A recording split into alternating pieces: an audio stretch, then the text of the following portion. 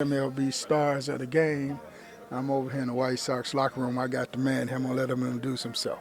My name is Bobby Dalbec here, first year with the White Sox. Fun to be around. So where you from, Bobby? I grew up in Seattle, Southern California, Denver. Played college ball at U of A, and now I live in Arizona now. So you just all over the world, huh? Yeah. Dad's in the music business, so moved around a little bit, yeah. So how you wind up with Chicago?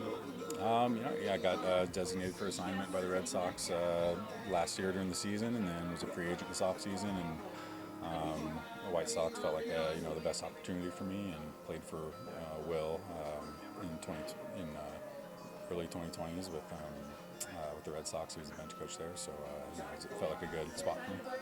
Red Sox, you was over there with a little history, huh? Yeah, there's lots of history there. Being able to call Fenway Park home was it's a special place. Every kid's dream of playing in the big leagues.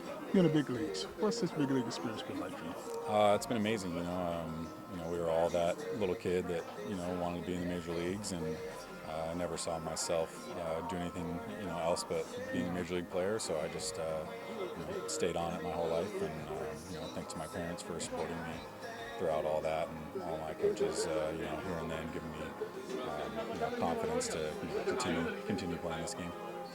When I was coaching, I was always telling my guys, you got to eat, drink, and sleep this game if you want to get to the next Absolutely. level. But whatever it takes to get there, once you get there, you got to throw it out the window because it all starts over. Yeah, absolutely. You have to be able to adapt and adjust to the game. The game evolves every year, and obviously we've seen how pitching has evolved in the last few years, and it'll continue to do so. So just trying to stay ahead of the curve with training, all that stuff. Recovery is very important, and catering your work to more game-like situations, and having that mindset. And most kids think you guys get drafted in the big leagues the next day. They don't understand the dues you got to pay to get here. Yeah, you got to pay your dues. And some people get up quicker than others, and a lot of it comes down to opportunity. But some of my friends, have spent 11 and a half years in minor leagues before they debuted, and you always got to show up for yourself and for that that little kid that you were before. So you know anything about peanut butter jelly sandwiches in the minor leagues? All about it. I still eat them here before every game. No, you don't. Yes, I do. Yeah, Don't tell nobody it's that. consistent. Minor league steak, as they would call it, but it's a consistent meal, and if it ain't broke, don't fix it. No, not in the big leagues. Right? Yeah. Well, I guess you got to deal with them 12-hour bus rides no more. Yeah, those are brutal.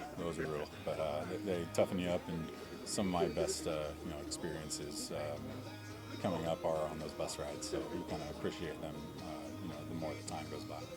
So with Chris Sale, I heard about 6, 7, 8 guys staying in a one-bedroom apartment. I mean, you experienced any of that? I haven't experienced that. Maybe 3 or 4. A couple blow-up mattresses, pull-out couches, all that deal. But I think it's a lot different now. I think teams are willing to put guys up, and have them sit comfortably just to get them prepared for the major leagues and make sure they're healthy and well rested. When I was coaching, we'd be on the road, and we get back to the hotel, and the guys turn on ESPN for them done moments. Mm-hmm. Do you turn on ESPN and look for yourself? No, I don't know if I've been on. Maybe once or twice I've been on there. I think in college I was on there, but I don't know about in the major leagues. I've been at first base picking some balls for some dun-na plays, but I don't think they were me. You saw yourself. Yeah, you said it. So, who were the guys that you kind of mentored you along the way? Dustin Pedroia, J.D. Martinez, Xander Bogaerts, Steve Pierce, Chris Sale, David Price, Dwight Evans, David Ortiz, a lot of guys, a lot of good people in the Red Sox organization. I was very fortunate to come up with an organization like that with guys that wanted to be around and get me ready. It's all about the mindset. Love all my teammates, and very grateful to have been around guys like that.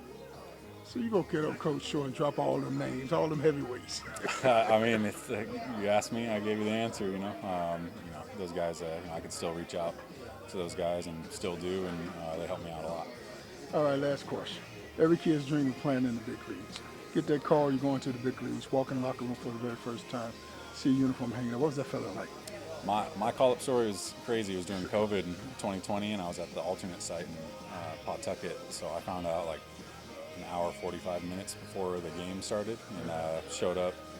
Had to go pack my stuff and get my bats, get my gloves, everything. Showed up, and the game was in 15 minutes. Took 10 swings in the cage, ran out to first base, and it was really cool. Nobody in the stands. It was tough when my parents couldn't be there. But I got a pesky pole home run for my first career hit, so that's a really special moment for me. Did you cry? I did not cry. He cried. Mama cried? Yeah, my parents. I know Mama cried. Definitely did. Yeah, definitely did. Coach, take you behind the scenes with the man.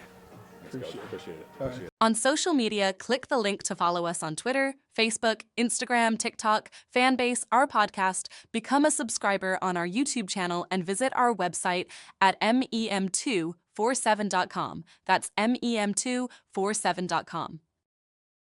Chapter 6, The Keys of Scouting. In scouting, success hinges on 2 points: evaluating and projecting. Evaluating talent. This process revolves around understanding the 5 fundamental tools that define a position player.